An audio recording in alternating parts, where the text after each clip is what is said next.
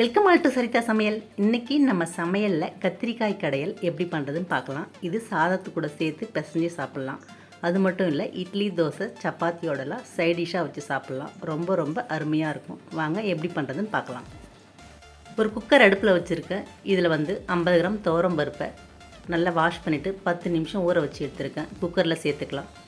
இது கூடவே 2 ஸ்பூன் பச்சைப்பருப்பு, இதையும் நல்லா வாஷ் பண்ணிவிட்டு 10 நிமிஷம் ஊற வச்சு எடுத்துருக்கேன். இப்போது துவரம் பருப்பு கூடயே இதையும் சேர்த்து விட்டுடலாம். கத்திரிக்காய் பார்த்திங்கன்னா 1/2 கிலோ எடுத்திருக்கேன். இது மாதிரி நான் சின்ன சின்ன பீசஸாக கட் பண்ணி தண்ணியில் போட்டு வச்சுருக்கேன். தண்ணியில் போடலைன்னா நமக்கு கத்திரிக்காய் கருத்து போயிடும். அதனால் கட் பண்ணி இது மாதிரி தண்ணியில் போட்டு வச்சிடலாம். இப்போ இந்த பருப்போட கத்திரிக்காயை சேர்த்து விட்டுடலாம். கத்திரிக்காயை சேர்த்து விட்டுட்டு இது கூடவே 2 வெங்காயம் நல்லா இது மாதிரி நீல வாக்கில் கட் பண்ணி சேர்த்துக்கலாம். ஒரு தக்காளி எடுத்துருக்கேன். இதையும் நல்லா பொடியை கட் பண்ணிவிட்டு சேர்த்துக்கலாம். இது கூடவே காரத்துக்கு 3 பச்சை மிளகாய், கொத்தமல்லியோட அடித்தண்டு கொஞ்சமாக சேர்த்துருக்கேன். இதை நல்லா வேக வச்சு கடைஞ்சோம்னா நல்லா வாசனையாக இருக்கும். கொத்தமல்லி இலை இருந்தாலும் சேர்த்துக்கலாம், இது மாதிரி தண்டு இருந்தாலும் சேர்த்துக்கலாம். இப்போது இது கூடவே சின்னதாக நெல்லிக்காய் சைஸ் புளி சேர்த்துக்கலாம். புளி சேர்த்துக்கிட்டோம்னா தான் கத்திரிக்காய் கடையில் நல்லா டேஸ்ட்டாக இருக்கும். இது கூடவே 1/4 ஸ்பூன் மஞ்சள் தூள், 1 ஸ்பூன் குழம்பு மிளகாய் தூள், இதுக்கு தேவையான உப்பு சேர்த்து விட்டுடலாம். சேர்த்துட்டு இந்த காயெல்லாம் முழுகிற அளவுக்கு தண்ணி சேர்த்துக்கலாம். தண்ணி சேர்த்து இது எல்லாத்தையும் ஒரு வாட்டி நல்லா கலந்து விட்டுக்கலாம். தண்ணி காய் முழுகிற அளவுக்கு இருந்தாலே போதும். இந்த அளவே தண்ணி கரெக்டாக இருக்கும். இப்போது குக்கர் மூடி போட்டு 3 விசில் வச்சு விட்டுடலாம். குக்கர் பார்த்திங்கன்னா 3 விசில் ஸ்டீமெல்லாம் இறங்கிடுச்சு. இப்போது எப்படி வெந்திருக்குன்னு பார்த்துடலாம். பருப்பு கத்திரிக்காயெல்லாம் நல்லா வெந்துருச்சு. இதில் ஒரு மத்து வச்சு நல்லா கடைஞ்சி விட்டுக்கலாம்.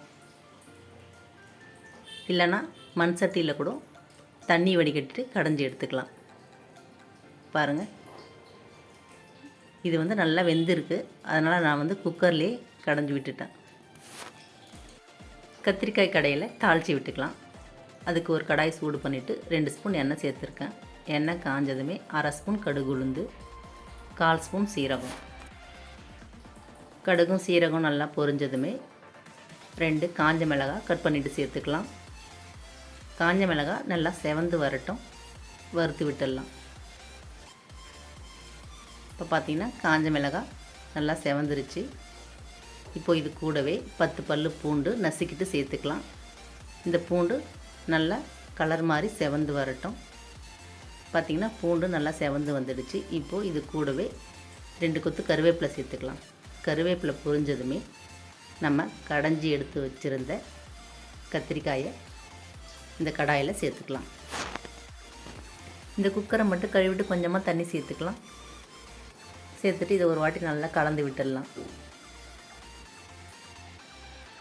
கத்திரிக்காய் கடையில் பார்த்திங்கன்னா இந்த அளவுக்கு தான் நமக்கு திக்னஸ் இருக்கணும். ரொம்ப தண்ணி சேர்த்துட்டோம்னா சாப்பிட்றதுக்கு நல்லா இருக்காது. இப்போ இதை ஒரு வாட்டி நல்லா கலந்து விட்டுட்டு 5 நிமிஷம் நல்லா கொதிக்கட்டும். அடுப்பை மீடியம் ஃப்ளேமில் வச்சுட்டு கொதிக்க விட்டுடலாம். அவ்வளோதான், கத்திரிக்காய் கடையில் நல்லா கொதித்து ரெடி ஆகிடுச்சு. அடுப்பை ஆஃப் பண்ணிடலாம். இப்போது இதை சூடான சாதத்தோடு சேர்த்து நம்ம சாப்பிட்டோம்னா அவ்வளோ டேஸ்ட்டாக இருக்கும். அது மட்டும் இல்லை, இட்லி, தோசை, சப்பாத்தியோடலாம் அவ்வளோ அருமையாக இருக்கும். ரொம்ப ரொம்ப சுவையான கத்திரிக்காய் கடையில் சூப்பராக தயாராகிடுச்சு. இதை நீங்களும் செஞ்சு சாப்பிட்டு பாருங்கள். எப்படி இருந்ததுன்னு கமெண்ட்டில் சொல்லுங்கள். தேங்க்யூ.